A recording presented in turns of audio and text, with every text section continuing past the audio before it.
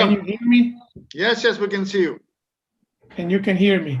Yeah, yes, certainly, yes. Hi, Ivo. Good Hi. afternoon. Or rather, good morning out there. Yeah, it is a reasonably good morning. What is the time there? 11:30, I think. 11:30. Around 30 in the morning. Yeah. Oh, ours is 3 o'clock in the afternoon.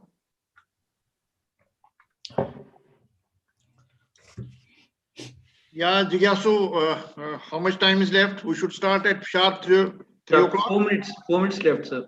4 minutes are left, so we can have informal interaction. Short chat. Informal chat. So you are coming to India in ISAGA 2021? Of course. Virtually or physically? So September 6 to 10, 2021. Yeah. We were very eager that this time we'll do it and all friends will meet. But unfortunately, this pandemic has disrupted everything. Yeah, and it is getting worse. At least Yeah, now here it's winters are getting- coming. Yeah. Netherlands is now the top 3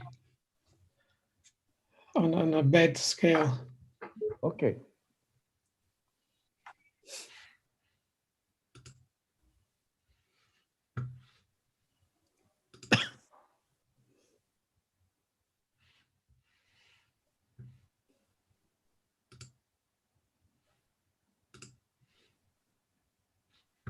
How is the climate at your place? Rainy. Oh, rainy. Yeah, Uh-huh. it is reasonably wet. Okay. Mhm. And the mushrooms are starting to come. Okay. So that's a real autumn.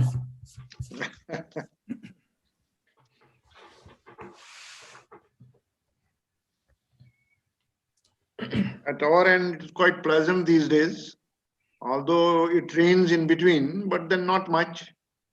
So it is pleasant, and we are nearing the winter season. Okay. So from next month or so, maybe early December, November, early December, winter will start. And how different is winter from summer? There must be a difference of about, say, roughly 10 Celsius. Okay. Yeah. No, winter and summer would be something like 30 degrees. Indore should be Yeah. doing something like 40 degrees in summer. That is, no. Summer may be around 40, between 40 and 45.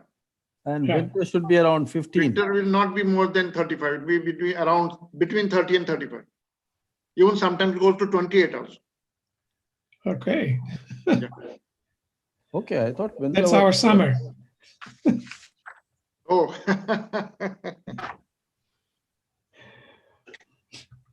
Yeah, all the Netherlands is not doesn't have big fluctuations, but where I come from originally in Croatia, then in summer is plus 30 and in winter it's minus 20.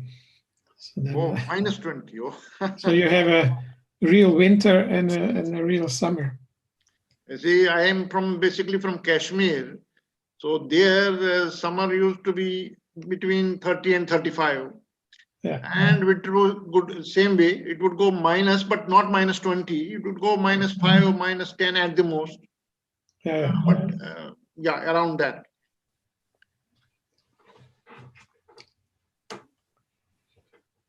Now I'm in the central part of India. So here it is moderately hot, not very, very cold. Yeah. Tubeji, Yeah, Jigyasu, have we I think we should touched start. 3 o'clock? Yes, sir. Yeah, then let us make a beginning. Okay. Let us Rupali ma'am? start. Yes, sir. Hello, everyone. Welcome you all for the webinar on serious gaming and why should we bother. And for this session, we have with us Dr. Ivo Wenzler, Professor of serious gaming at the NHL Stenden University of Applied Sciences, the Netherlands. So before beginning the webinar, I would like to invite coordinator of eSaga 2021, Dr. Jigyasu Dubey, to shed more light about the webinar. Thank you, Rupali ma'am. Dr. Ivo Wenzler, Professor of Serious Gaming at the NHL Stenden University of Applied Sciences, the Netherlands. Dr. Upinder Dhar sir, Honorable Vice Chancellor, Shri Vaishnav Vidyapit Vishwavidyalaya. Respected Dr. Vinod Damlekar ji, Gaming and Simulation Expert and Founder Mantis. Dr. Anand Rajawat, Director SVIIT. My colleague Mrs. Rupali Bhartiya. All the ISAGA members, Head of the Institutes, Head of the Departments, Faculty members, Research Scholars, and my dear young friends. It gives me immense pleasure to extend very warm greetings to all of you on behalf of Shri Vaishnav Vidyapit Vishwavidyalaya, Indore, India, in this webinar. Friends, International Simulation and Gaming Association, ISAGA, is a professional association for students, teachers, trainers, researchers, practitioners, and other professionals. Its aim is to promote gaming simulation methods, including research, consulting, learning, and teaching methods such as traditional business and management simulation games, policy exercises, computer simulation and computer supported simulation games, role play, learning games, scenarios, dynamic case studies, experimental learning activities, business theaters, etc. ISAGA 2021, the 52nd Annual International Conference of ISAGA, will be organized by Shri Vaishnav Vidyapit Vishwavidyalaya at its campus in Indore, India between 6th to 10th September 2021. The theme of the conference is Gaming, Simulation and Innovations, Challenges and Opportunities. This event is the first ISAGA International Conference in India. To prepare for the conference, the university is organizing a webinar series on gaming and simulation with emphasis on the conference theme. Our key speakers are ISAGA members and other GS professionals. Our first webinar was conducted on 3rd October by Professor Sebastian Mazer, Switzerland. He spoke on gaming, simulation, and participation, a system approach to mental health and well-being. Friends, today's webinar is the second webinar of this series. The topic of today's webinar is serious gaming and why should we bother? And the resource person is Dr. Ivo Wenzler, Professor of Serious Gaming at the NHL Stenden University of Applied Sciences. Future is and will be uncertain and discontinuous, and the reality as we experience it is complex and requires learning for change. In his talk, Dr. Ivo will explain how serious gaming helps us get a holistic view of the change that is needed, creating awareness that leads to socially constructed meaning, constructing memories of the future that leads to actionable insights, and experiencing the benefits of change that lead to a commitment to action. I am delighted to welcome Dr. Ivo Wenzler. We are grateful to you, sir, for providing your time for the second webinar of this special series. I also welcome all the ISAGA members, gaming and simulation experts, faculty members, research scholars, and students. We truly value your participation and support for this webinar. I'm sure this will be a very exciting and knowledgeable journey for all of you. Thank you. Thank you, sir. Now I invite Dr. Upinder Dhar, Conference Chairperson ISAGA 2021 and Vice Chancellor of Shri Vaishnav Vidyapit Vishwavidyalaya for the welcome address. At the outset, I would like to welcome our esteemed speaker for this afternoon, Professor Ivo Wenzler, who is a very well-known professor of serious gaming in Netherlands. ISAGA has been doing great service, particularly in the area of gaming and simulation. ISAGA 2019 was my first experience to meet people who are very active around the world in simulation and gaming.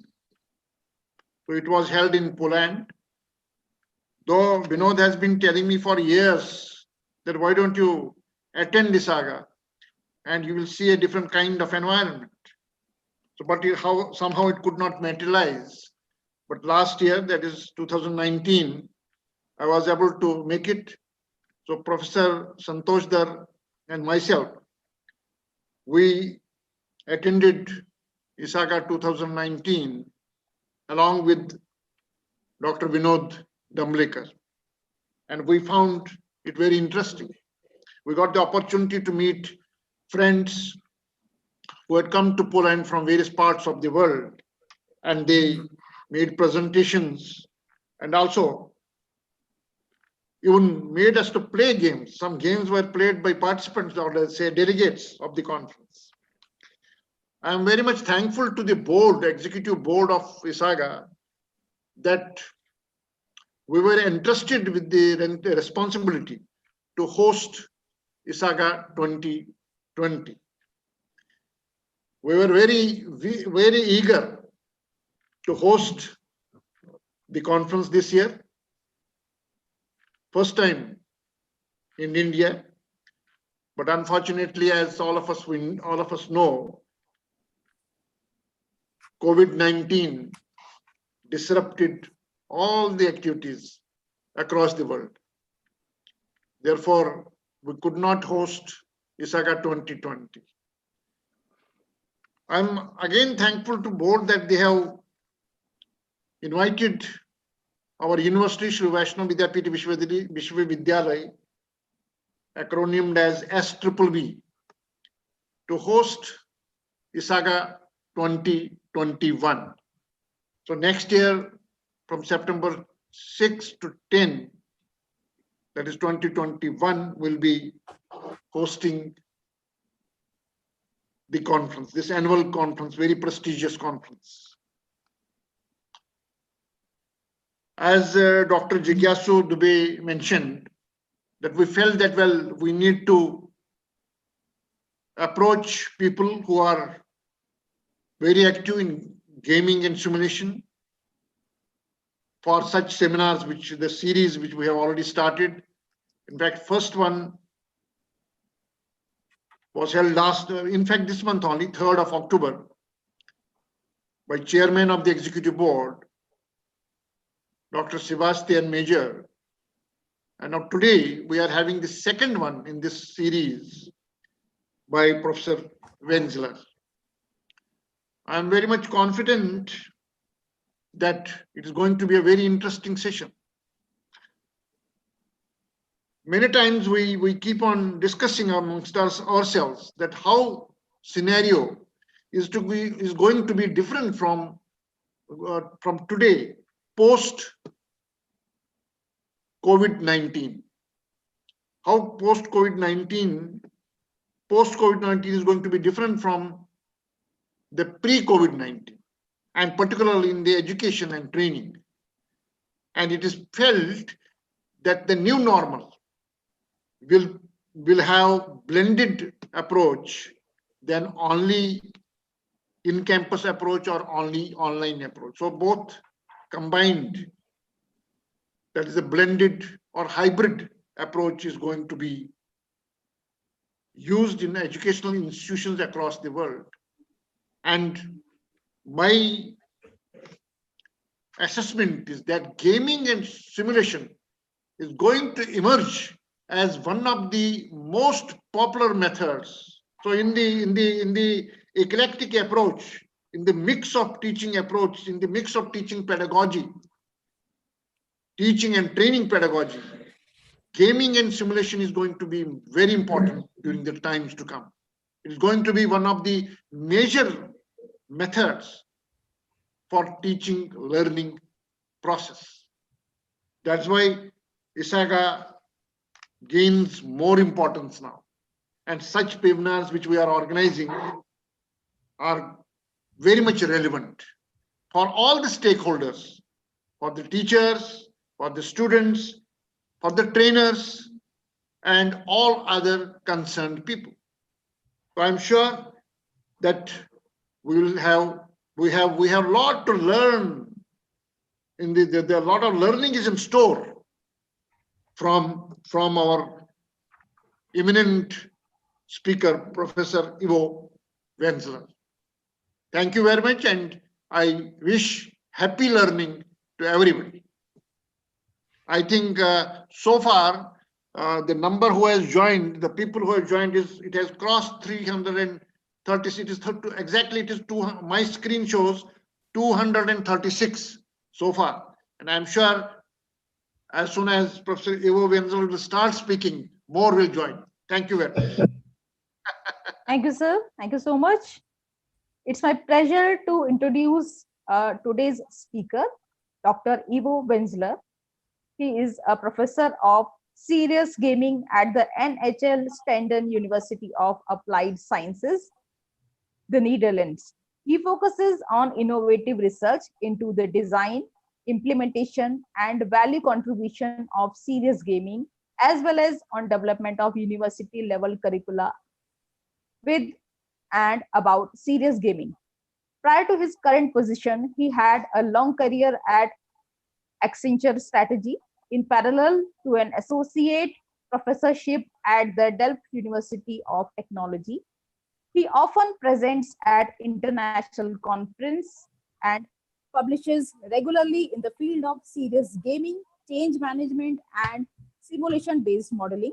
I once again welcome to Dr. Ivo Wenzler for the session and request him to please start the session. Okay. Thank you. So let me see if the technology will support me. Yeah, certainly, it will.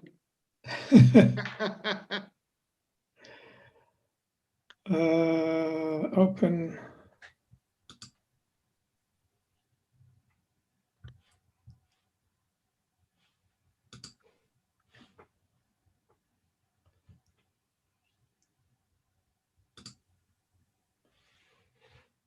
Oh, okay. No, that I was afraid.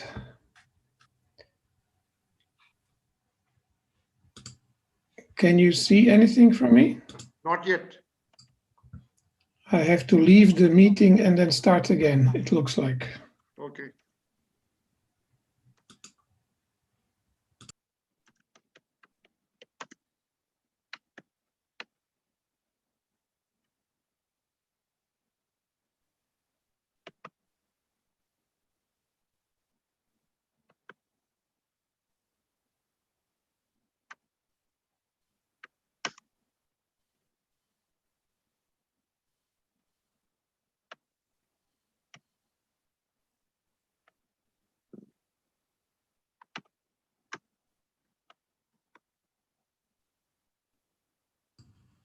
Can you hear me now? We can hear you, but we can't see the screen. If you are sharing it. So I'm. Yeah, now screen has come. Okay.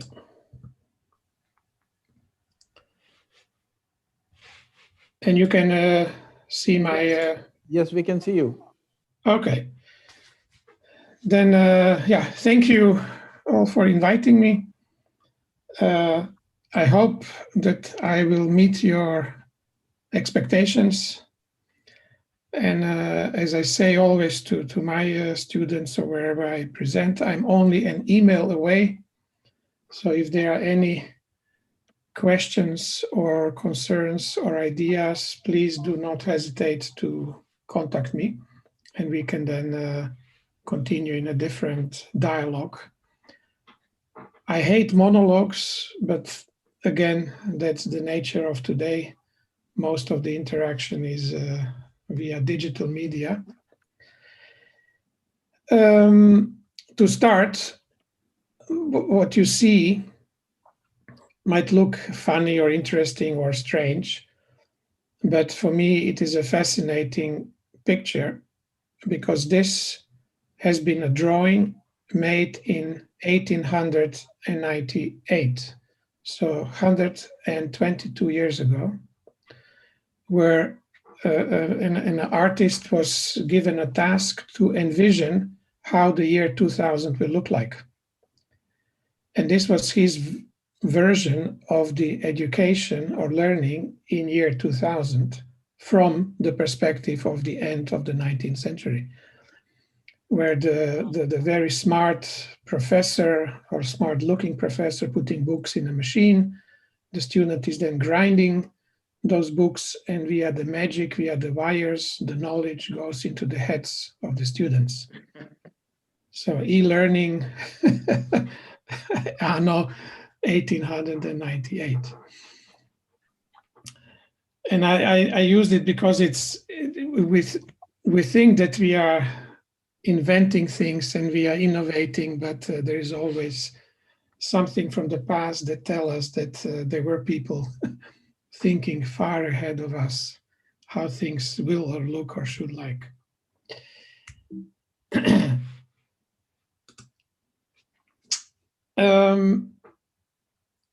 Because I'm going to talk about serious gaming and what is the purpose of serious gaming, why should we bother? In our life, what we experience as reality is complex. Sometimes we experience it less complex, sometimes it is extremely complex. But to be able to survive and prosper in that reality requires change and requires learning for change. So we have to be able to actually learn, to be able to change, to be able to go forward in that reality. And most of you probably have heard of, seen the Alice in Wonderland with her croquet game, where the balls are the hedgehogs and the flamingos are being used to kick the balls, and the rules are constantly changing. And if we only put some different words in the quote coming from the Alice in Wonderland, actually we are talking about our own reality, where decisions are like hedgehogs go private way, objectives are like playing cards, and unstable solutions are having the will of their own, and the policies are constantly changing. And why is that? Why am I talking about that in such a way? Is that the change is not simple, and the learning is not simple. And one of the reasons why change and learning is that there are many different theories on change, and they are often confronting each other's perspective. So there are theories, how do we change, is sort of carrot and a stick, so the punishment and reward. And if we have the right punishment, the right reward, the change will happen.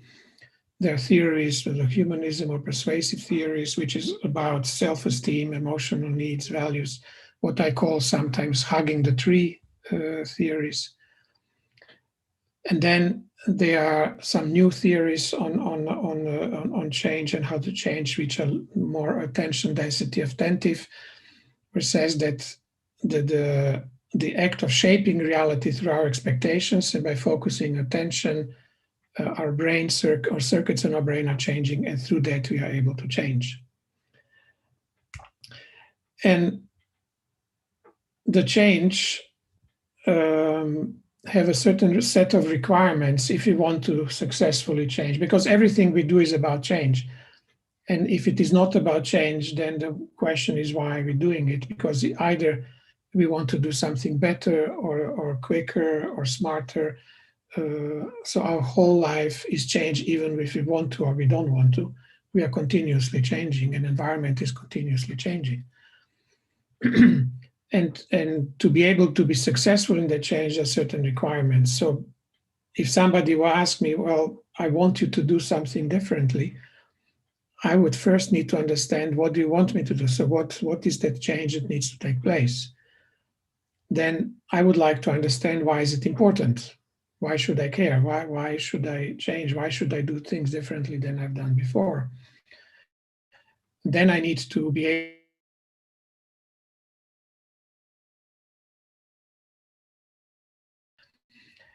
And at the moment that I know what needs to be done and I understand why it's important and I can actually do it, then the question comes to am I going to act on that change? So am I going to actually translate my abilities and understanding into action? And it is similar with learning. There are different theories on learning. There are associated theories on learning where you are learning through structured association, trial and error, which is again the behavioralist approach. Psychological constructivism, which says the learning is understanding, creation of knowledge out of self-directed experiences. So we put ourselves in experiences and then we learn. Or through the social constructivism, where the learning is looked as a social construct, where the learning happens through a joint construction of knowledge in a sort of social setting. And same with the change. There are certain requirements if we want to ensure that the learning for change is successful. And that is where we have to be able to avoid habits that are obstacles to future learning, meaning that it's about not reinforcing habits if those habits have to be changed, but it is about how do we change habits and how do we learn how to change habits. The question of why do we need to continuously learn? Yeah, because if we don't learn, we won't survive, to put it very bluntly. So, and the focus should be on this adaptability as a key enabler of survival. So through learning, we are more adaptable. And how the learning, so what takes place, the best learning takes place through a social process of discovery and play, which directly relates to my bias that the serious gaming is one of the best approaches to learn. And then the last but not the least is when should the learn? It's just about that learning is not an activity in a sort of specific time. The learning should be continuous, and the action on what has been learning should be continuous. So the learning is not a project which has beginning and the end. The learning is continuous activity if it is to be successful. And now I come to maybe I would say most important or most controversial slide or part of my story is that if I philosophically look at the what is reality or what is now, it doesn't really exist, because now is just a concept of our mind. Because if you think about it, every moment in our life, there is only the past and the future. So now there is only past and the future. Now there is only past and the future. But to be able to function in that perception of reality and to come up with the decisions that should then help us change and help us learn and change, how we do that is that our brains are helping us interpret the reality as we perceive it, but also to predict the reality as we perceive it. So our brain is continuously running a whole set of sort of predictions of the future, so that at the moment when we act, when we receive the signals from the environment, there is a match between what came from the environment and this prediction of our brain. And if these two things match, then the action takes place immediately. If these two things do not match, then our brains have to restructure, reformulate this interpretation of what we see in a reality. And to be able to do that, our brains and our thinking, our process of thinking is using a whole series of models. which are the conceptual representations, ideas about reality.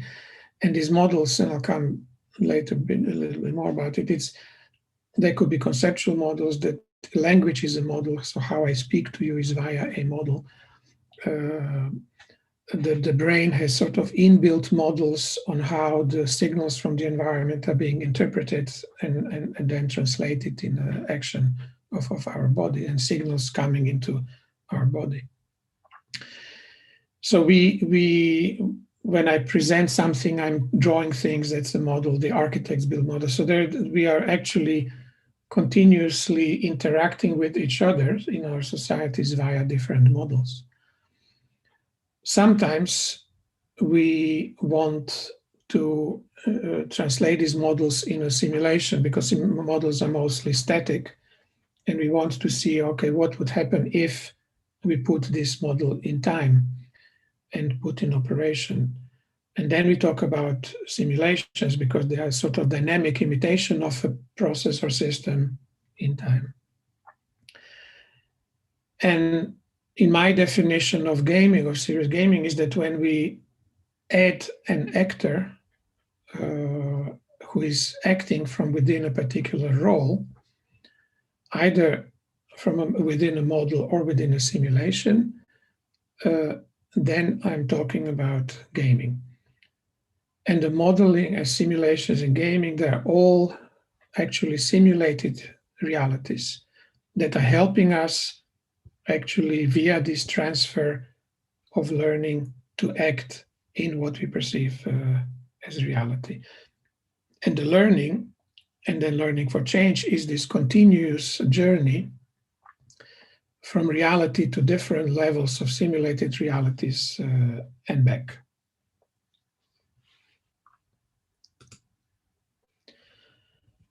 So very briefly, and again, if people are, I know there will be a shorter version shared, but if somebody is interested in a longer version of presentation, please let me know. I can share that as well.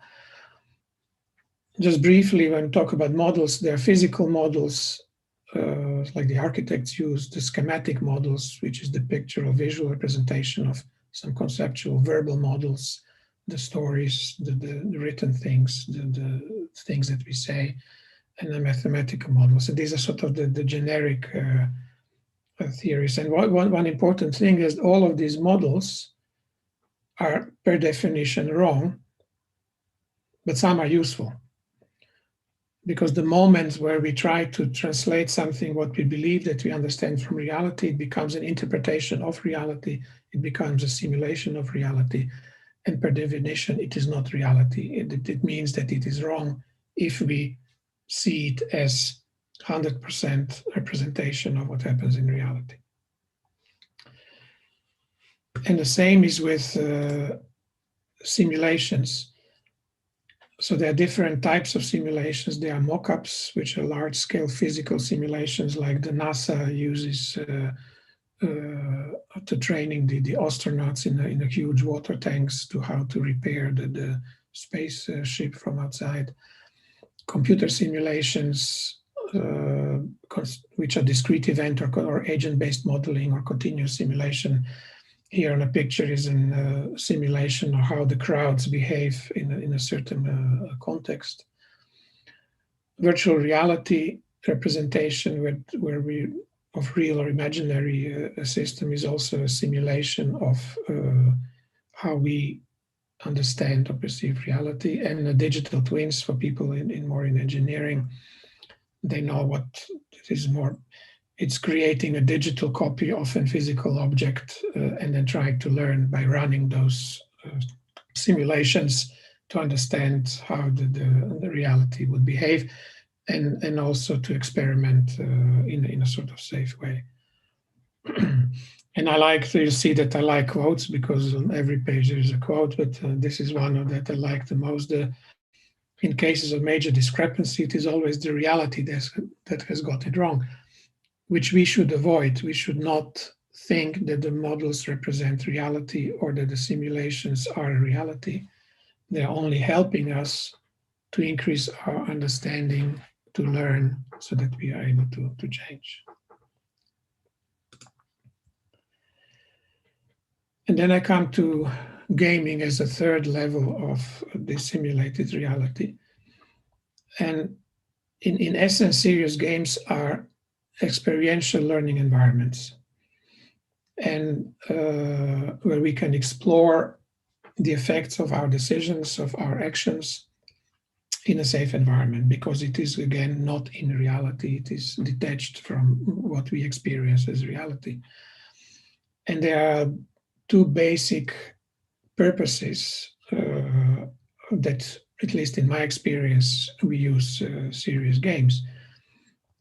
We use them to teach, or to transfer the knowledge, or enable the skills, or motivate change in behaviors that are required for change. But it is, we know something, we believe that something is the way how it should be done, and then the serious games can be used as a vehicle to actually transfer that understanding that we have, or insights or knowledge, to other people. The other way to use serious games is to use them as a research instrument, so that actually you create a game is then, a serious game is sort of a higher level representation of reality, and by putting actors and having them explore how to act within that reality, we can create new insights and a new knowledge. So we create something that we did not know before, and then we use that again to enable a change.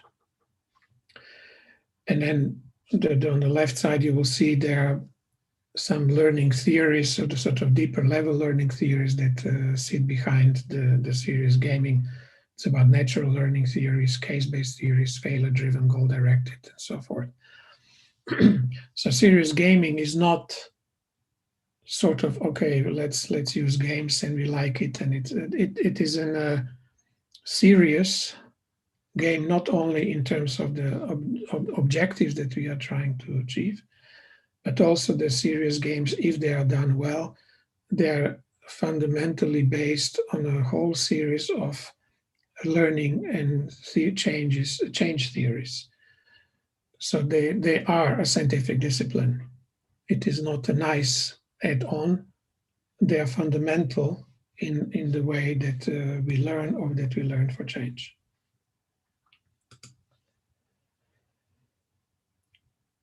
When we look at serious games from a sort of technological point of view, there are four major groups. There are analog games, so they are mostly multiplayer social interaction games, and mostly the high level of abstraction. And an example here, it is a replicate game. Briefly, is that what you see is the wooden blocks that are built into a structure. And there is a group, one team that has this structure, and a number of teams that have only the wooden blocks, but they don't see the structure. So, and they have to replicate that structure through a very constrained set of communication with the people that actually see the structure itself. And it is simulating actually the difficulty in using the precise language to actually communicate with each other when you don't see what the others have. Because the people replicating do not see the object itself, and the people communicating and helping the teams to replicate, they don't see what they are building. Everything has to go through the communication. And there are different roles being played of a communicator and shaper of the message. Then we have digital games, and there can be single player, multiplayer interactions, 2D or 3D virtual worlds. This is the example of Team Up. Some of you might have seen it or played it,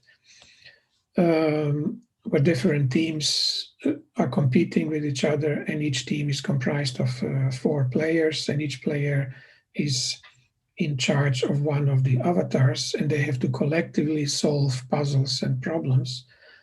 But they're allowed to talk to each other, but not allowed to see each other's screen. And because they have different perspectives, again, it's about communication and leadership and problem solving in sort of digital world, well, then you have to translate the learning to action. Alternate reality games or day in the life simulations or games, as we call them, is where you create in a narrative, a story, and you use real life systems as a platform. So real processes, real systems, real social media, everything is the real colleagues, and everything is real except that it's taken outside reality. So it is sort of in a safe time and safe place to explore the possible futures. And then we have the augmented reality.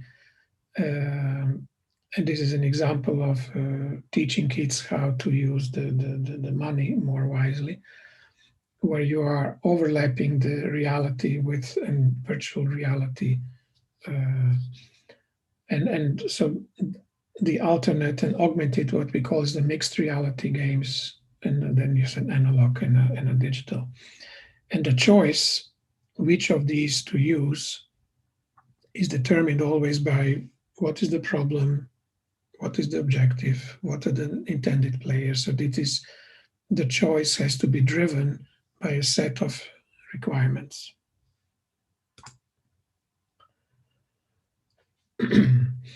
So how do they benefit? So not the benefit, but how do they ensure that the learning that is required for change actually happens?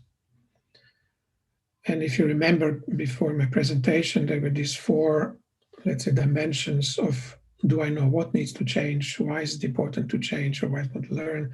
How do I do that? And how do it, and when it is being translated into action? And the games provide us with the ability to provide to others this holistic view or a big picture of what is needed. And here is an example of the blockchain game. It's an analog game that within half an hour provides sort of this holistic gestalt view of the problems with the traditional supply chains and the benefits of the blockchain technology. The question why, it's about shared awareness, which then leads to socially constructed meaning. An example of a big picture game where people are constructing together from different roles. They are playing together to put puzzles. Very simple game, half an hour game.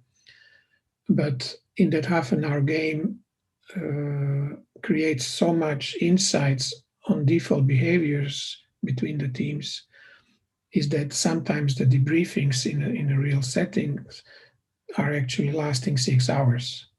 So half an hour game, 6 hours debriefing of how to translate, how to interpret and translate insights into the reality.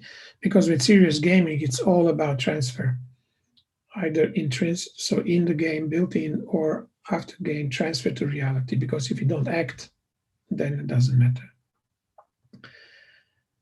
Then the question of how do games do that? And that is what I already mentioned before, and that's about these memories of the future, is that our brains are continuously running simulations of the future so that when we act, there is no delay.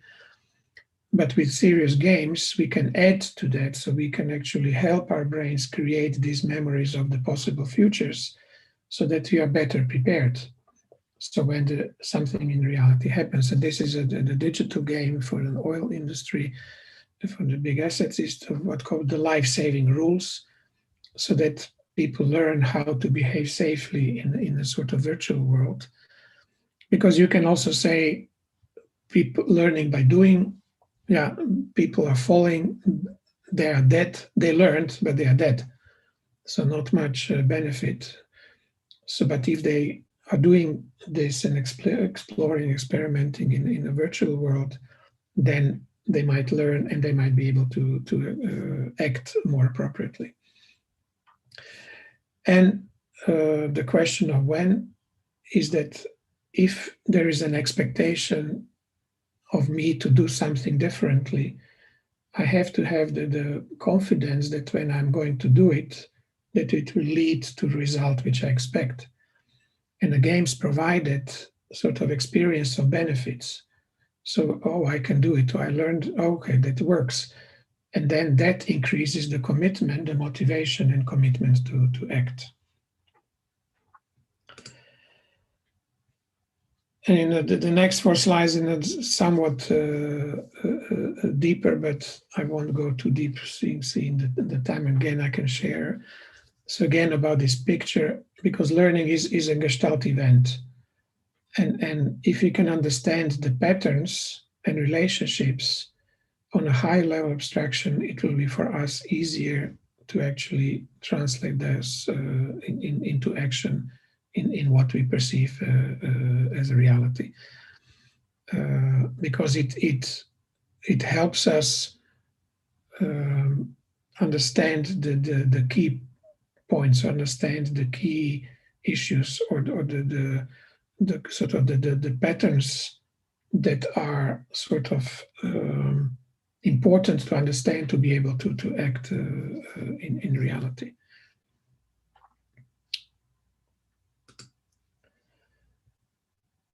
About the socially constructed meaning, which, as I said, is that the learning is about learning together, and the learning together because the real learning happens in a social it's a sort of social constructs in the social environment, and through that we create what we call socially constructed meaning, and the games provide a forum for that, because by introducing multiple perspectives of different players, different participants in the process, can help us change the initial images of particular situation within participants themselves. Because if I would be only acting on my own and always on my own without being open to actually understanding, or to at least trying to understand the perspectives of the others, you will never learn, because you will end up in a continuous loop of actually reinforcing what you think it's the only way forward, which very often, if it is not shared, and if it is not questioned, if it is not updated, if it is not changed, it leads to failure. And by this sharing of intelligence, you create a synergy and synthesis that otherwise wouldn't be possible. Memories of the futures, it's because our brains are doing that continuously. Our brains are continuously creating this, continuously predicting the future. And learning is about understanding the possible futures, because and we can't not do it because our brains are continuously doing it. But with serious gaming, we can sort of reinforce and help our brains by creating environments and situations where we can sort of play possible futures, and that we can sort of ask ourselves if, then, else, so instead of thou shalt imperative, so that we are continuously exploring and experimenting with what could happen if we do something else. And in that, we create memories of the future, so that the moment of action, what our brain then does is memory of the past, something that we have done before, the inputs from the environment, and the memories of the future, and matching these three, the action happens. And then the last but not least, it's all about why should we care? So it's the benefits. And if we can experience the benefits in a safe environment, then we will have much higher motivation and confidence to actually act. And because we have to experience not only the successes, we have to experience failures. And I'm almost fanatically, because I was also the professional sportsman, no pain, no gain. If we don't continuously go beyond what we think that we can do, and doesn't have to be physical pain, but we have to stretch our boundaries continuously. And we have to, and it is better to do that in a safe environment, in a simulation, in a game, than to only do it in real life, real time. it's sort of cheating almost I would say the evolution. But even if you look at the animal world, when the young animals, they are also learning through play. So the play is fundamental to not only to us, but to other species as well. And the more we can play, the more we can learn, and the better decisions we will be able to make. And this is a game, an example of a game is in a transform. It's in a simulation and a game within that simulation of actually experiencing the benefits of different measures of how to reduce CO2 emissions in a particular city. It was a large EU project where you put people coming from different perspectives and help them understand how their decisions impact the constraints or possibilities of the others, and how to collectively actually make choices to reduce the CO2 emissions.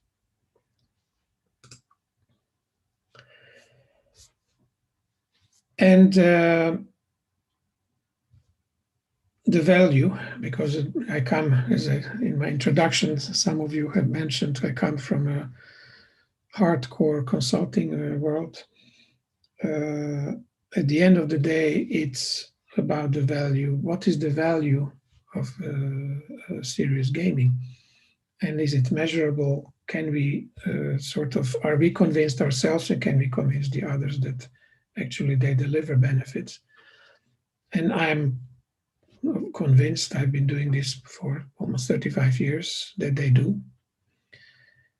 And how do they do that? Because the learning through games is faster, because you can compress time to actually see the impacts of your actions, and through that the impact to actually performance improvement is faster. The learning through play or through serious gaming has a much higher retention than if you are listening to a story, or you are reading a book, or you are listening to a presentation, or because when we play, we are using all our senses. So not only what we hear, but also the way that we communicate with others, with the things that we touch, the sphere in a situation where we play. All of these different inputs are reinforcing the things that we remember in our brain, and it lasts much longer. And I was, you mentioned the 2019 in Isaga, I was there as well. And there was a guy from America, he asked me, oh, when was your first one? This was the 50th anniversary. And I said, yeah, it was, I think, 35 years ago in the US.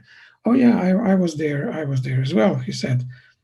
And then a couple of minutes later, he said, yeah, and I played the game there, and he described the game in an enormous detail. And then I had said, yeah, I know, that was the game that I was running. So he did not remember me. He did not remember anything that I said in the introduction or after, but he could remember the most detailed experiences from the game itself, 35 years later. And I was like, yes, I don't need any other proof. Paying less. This is an example of a serious game that we have at our university, where we also have programs to teach the crews for large ships.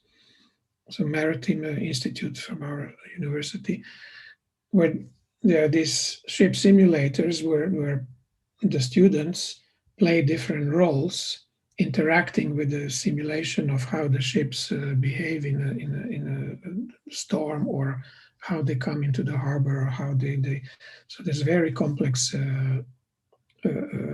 setup. It is too costly to do that in real life and real time, same as with the flight simulators and things. You want to experience, and not only experience how you handle it, but how do you handle it in a social context when you have somebody screaming at you or somebody telling you to do something you're not sure you should be doing, and how do you actually work as a team? I also brought my daughter once to play that simulator, and she was able to sort of ram with her cargo ship into the large cruiser, which then sank. Now, you don't want to do that in reality. You want to do it in a simulated world. And the decisions are better.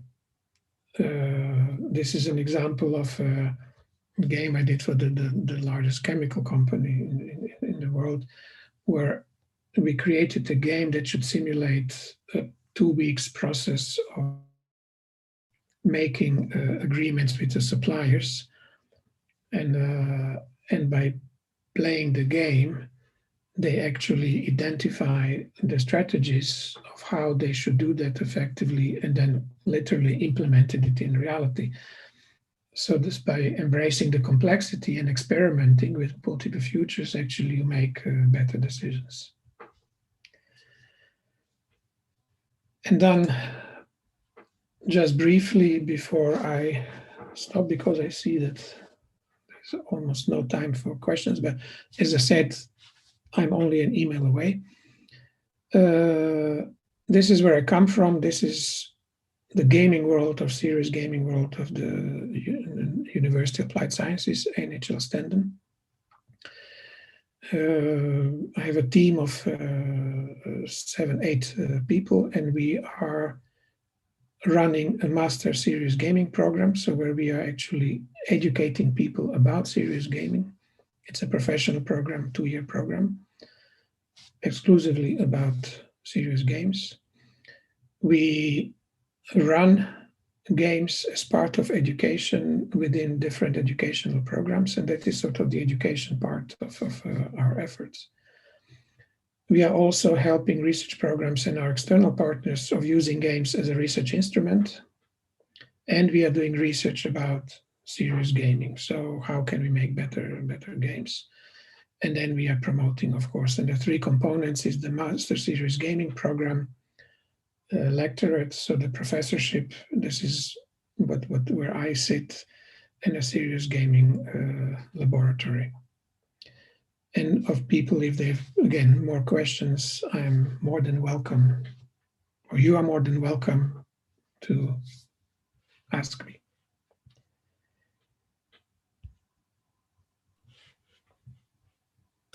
So going back to wherever, if I can.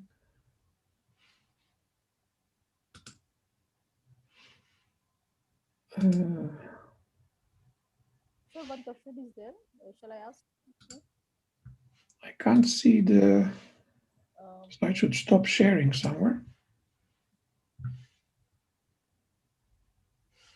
New screen. Stop share. Found it. Can you hear Thank me? you very much. It was excellent session. There is a session I can see in the chat box in question and answer that one question has come for you. It says that gaming sometimes leads to some kind of addiction. How to prevent that addiction?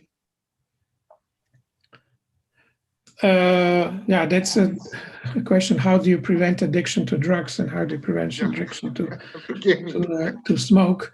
If I would know that, then and it's a broader than you're talking about entertainment games more than about serious games, and there's only one difference between entertainment games and serious games, is that with entertainment games, when the game ends, there is no expectation that you will do something in reality with whatever you experienced. You might be frustrated and you want to play again, you want to get higher level and scores. And with serious games, it begins after the game itself.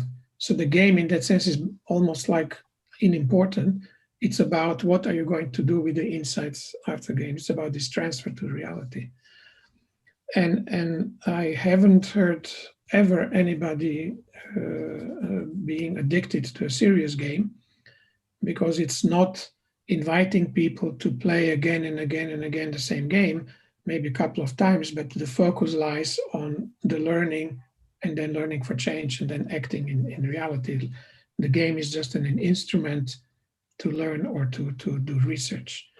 But for entertainment games, sorry, I don't have the answer. I request. I think you have already answered the question. Yes, sir. Dr. Dumblekar has some questions. Yeah. Vinod, Hello. Yeah. yeah, Vinod is asking some question. Am I audible? Yeah. Okay. I think Ivo has made a wonderful presentation because he keeps his content alive and alert and very contemporary with what we have to, what is being learned. You have clarified what exactly is a serious game, because the definitions in public literature are very few. Some have stated that a serious game is something to do with technology.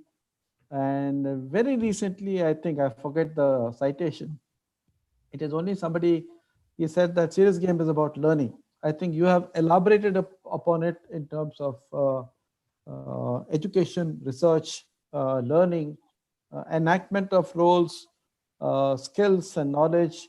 You have taken it across the widest scale I have ever come across in terms of serious games. Thank you, Ivo.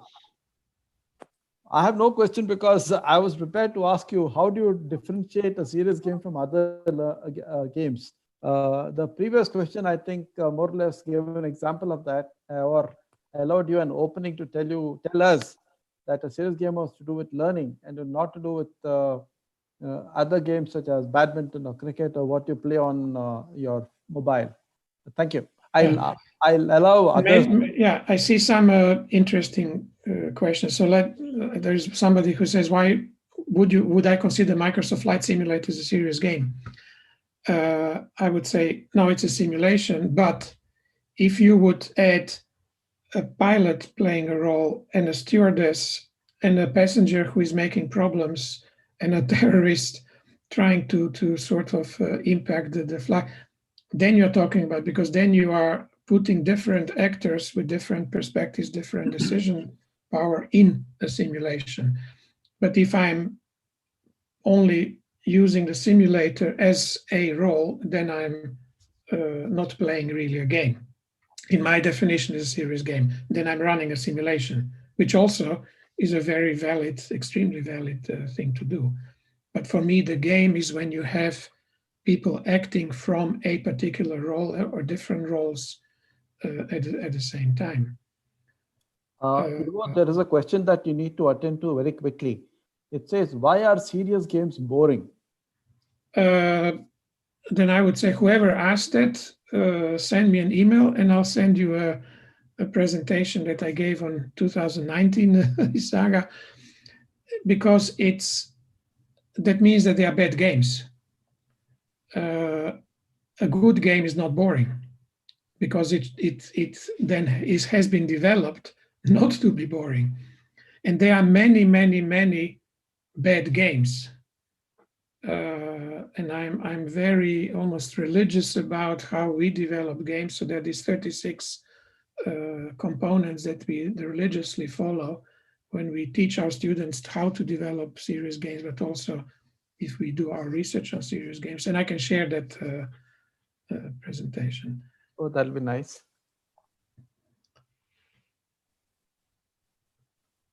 There is some question, one question, Vishwesh Singh Paul is asking, is psychology a big part in the research regarding the effects of serious gaming? Yes. And not only psychology, but also more and more the neuroscience, actually understanding how our brain works. And then combining the understanding of how our brain as a sort of chemical factory almost works, and how does that affect how we present ourselves, and that is then talk about psychology, that we use that that understanding to actually create serious games that would have the most impact. Yeah, there is a question from one developer, Gautam.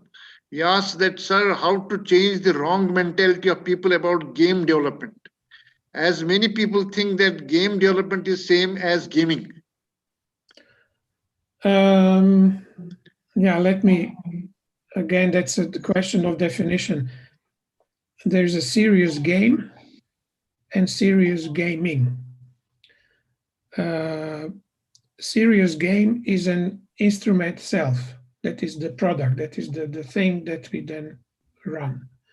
Serious gaming is sort of the life cycle of that serious game, beginning from which problem are we trying to address, how do we transfer that into the model of reality that we want to transfer in a game.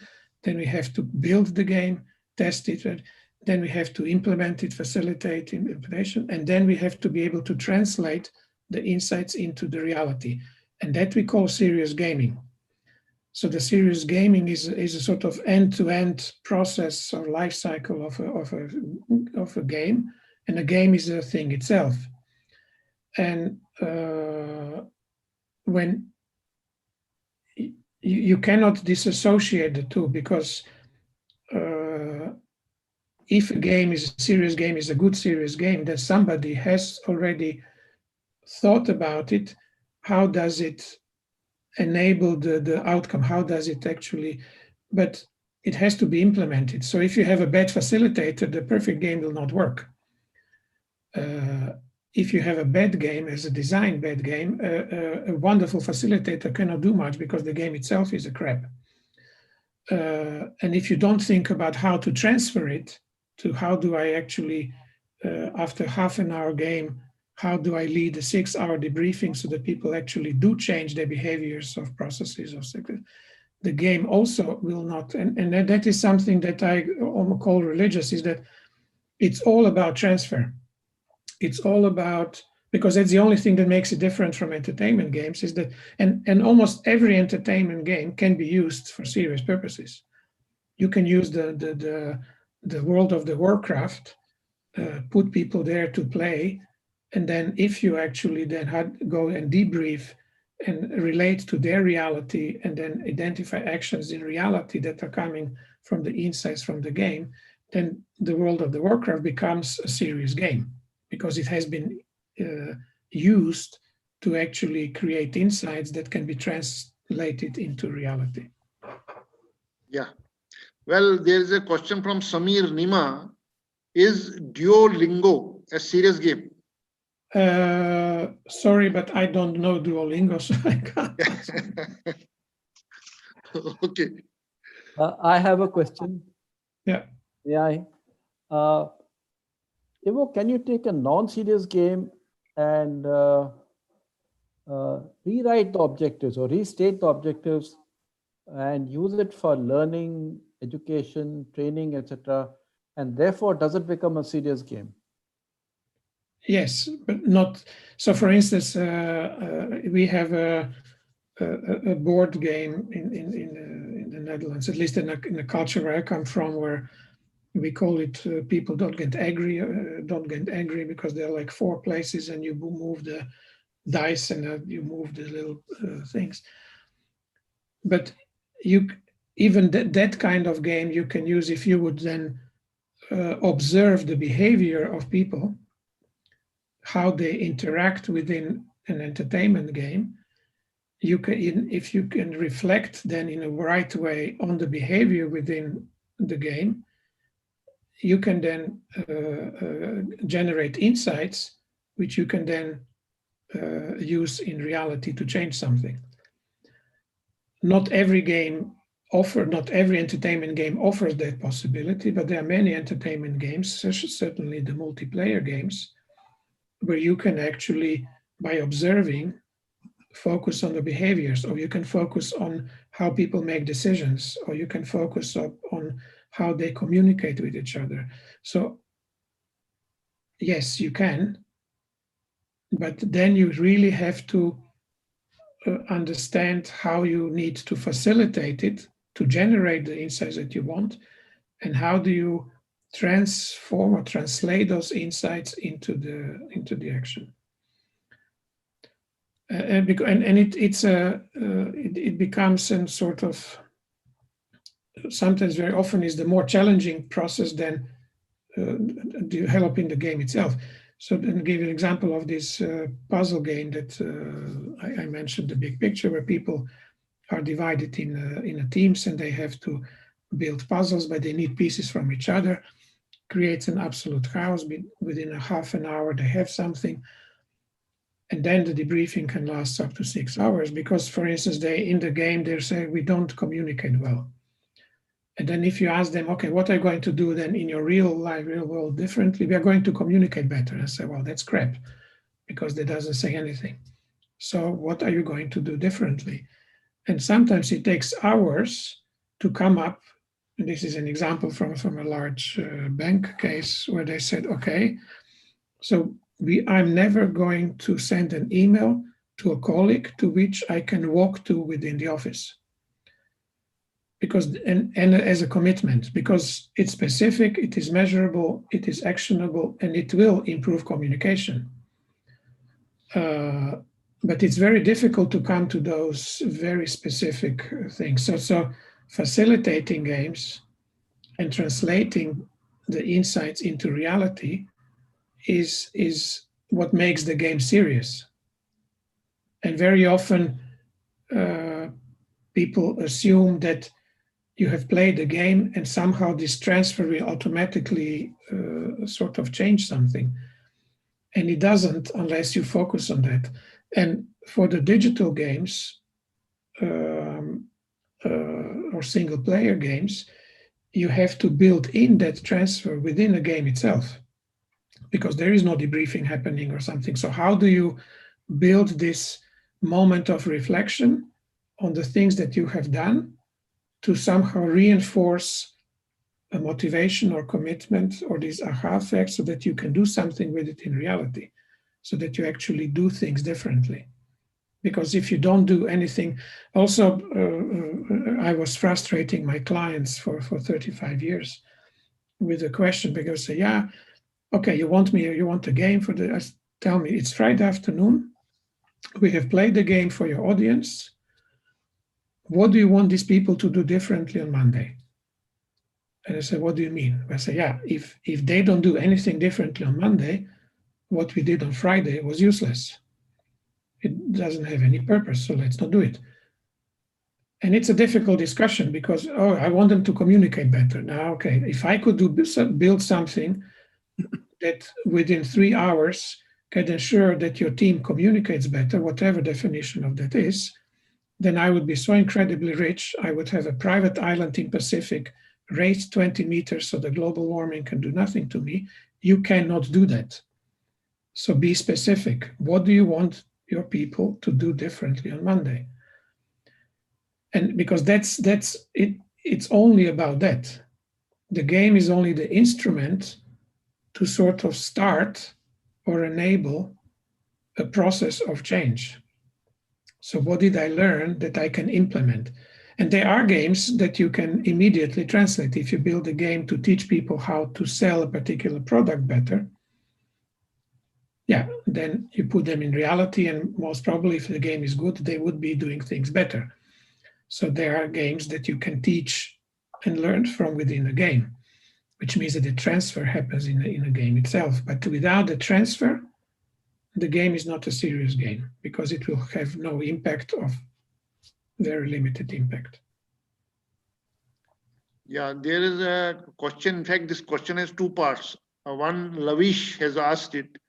Does serious game make us think faster? This is the first part of the question. And second part is, can depression be treated by using serious games?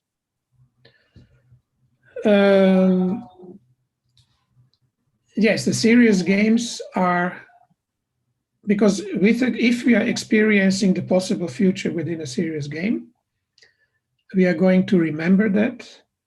And then when the moment comes that the situation repeats itself in reality, our action will be faster, because we already have created a memory of that. It's like being prepared for. And the simulations also, driving simulations, they do that because they prepare you for something that might happen in the future and you already learned it, the reaction is faster.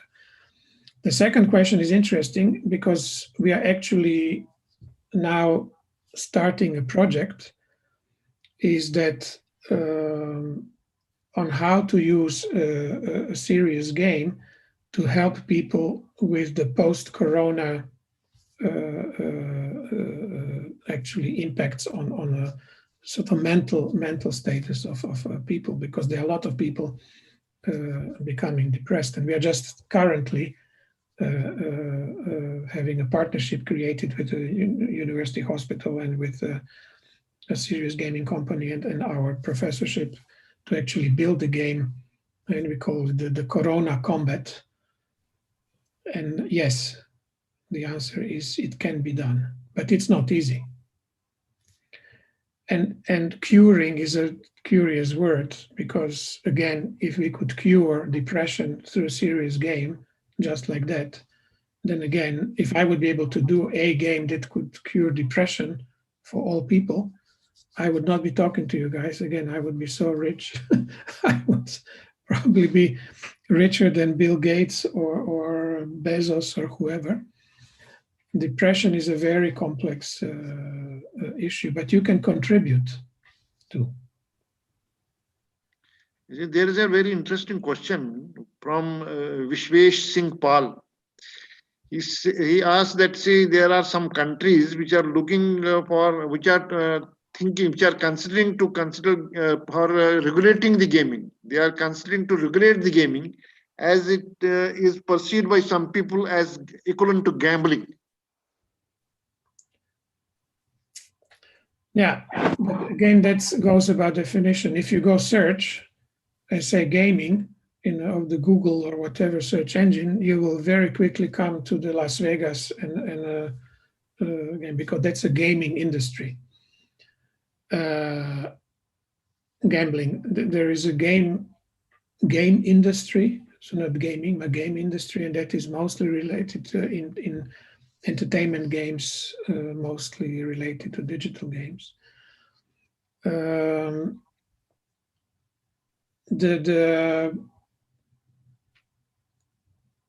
serious. So when we have to help our counterparts in society to understand that the serious game is a learning instrument. It is the research instrument, and it has nothing to do with gambling. It has nothing to do with entertainment. It has to be entertaining to be able to motivate people to play so that they can learn. But the serious gaming is all about learning for change. And learning for change either through knowledge transfer or knowledge creation. And that has to be sort of consistently and continuously communicated, and through that helping. And what helps best is to come up with examples and come up with so there is a then you go into how do you market it, how do you position it, how do you make sure that it is well known, and then again it's a different industry almost to say, but it's not easy because there is a confusion on terminology, and that's why I'm continuously trying to be very specific on what do we mean by serious game, what do we mean by serious gaming, not to confuse it with other things. And I would love it for it to have a completely different name. At some point I was using simulated realities term, but that was too broad, and I haven't come. And as an anecdote, I when I was doing a project years ago for German railways, and our client says, yeah, but we cannot call it a game because in German the Spiele, it sounds not serious. And we as a team want just combination of the client people and us, and they say, okay, then we'll call it a potato. So in all our documents about what we're doing, we called it a potato. Now, after some point, the client understood that maybe he should rethink, because that doesn't make sense at all. But you say, you don't want us to use the game. I don't know how to call it differently. Yeah, we can then call it potato. It can call it anything, but it doesn't convey actually the message. So we were allowed to use the word game. And since then, gaming in Germany has sort of gained the prominence and sort of the license to operate, almost to say. But it's not easy. It's still, if you look at the, even in a situation where I can influence the use of serious games in education, is that a very little percentage of actually learning process is done via games. And in my view, it should be dramatically increased. And that's part of my mission, at least within the university where I operate, to actually ensure that every single program uses at least one serious game as part of their curricula. And it's slowly happening, but there's a long way to go. Yeah. You see, there are many more questions, but now only one question I will read out. Last question. Can a serious game be developed on the basis of stock market trading? One Umang Lad has asked this. I did it and I published on it. So I can, if you send me an email, I'll send you the article. Years ago, it was a stock market game. So yes, you can, but the question is, what do you want to teach? And what we were teaching is the basic concepts, because at that time, the stock market was coming to Eastern Europe, which was coming out of this sort of, let's say, communism, socialism led economy to more capitalistic economy. And the new stock exchanges were being opened daily. And then the game was used to train or teach people what is it actually a stock market and how does it work. And can you learn how to trade better? Yeah, not really, because again, if I would be able to do that, then I would be then on myself trading on a stock market and earning millions. So it's but you can teach people the process and the structure and the logic, but not how to make money. Yeah. Well, thank you very much, Professor. Your session has been very interesting, as we can see from the number of questions. So many questions in the box, but we are cutting short because of the time. Thank you very much for a great session. Yeah, and again, the VNOT, or you can share my email address with the audience. Yeah, sure. I can continue with Yeah. some dialogues offline. Now I think now it is Vinod's role is coming. Vinod has to propose the vote of thanks. Okay. I invite Dr. Vinod Damblekar, founder of Mantis, to propose words of thanks. Thank you, Dr. Rupali. It has been a very interactive session on serious games. You, Ivo, have told us about a serious game as a technique, as a vehicle, as a method for learning, for education, for training, and especially to look at the future. You also differentiated between serious games and other games that are used purely for competition. I was excited that you quoted people like Bandura, from whom I learned a lot of things, along with Dr. Dhar, of course.